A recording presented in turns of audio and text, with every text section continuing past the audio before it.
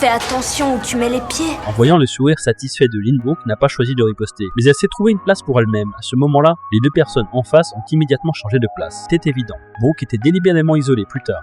Elle est allée se plaindre au supérieur de Lynn. Elle les a croisés lors d'une soirée. Au moment où Brooke allait parler, Lynn l'a devancée en se moquant d'elle. Regardez-la, avec ses dents parfaites, son teint éclatant, ses cheveux de Pocahontas, elle croit qu'elle est mieux que nous. Je peux rien y faire si j'ai les cheveux de Pocahontas, et ce n'est pas ma faute si tu préfères la mettre à tes dents. Brooke n'a pas reculé une seule phrase, a suffi à mettre Lynn en colère alors que la situation allait déraper. Le conflit a été stoppé à temps. Ensuite, Brooke s'est tournée vers Norma. Elle pensait que Norma était quelqu'un de bien. Elle n'aurait pas dû laisser cela arriver. Norma ne savait pas comment prouver son innocence.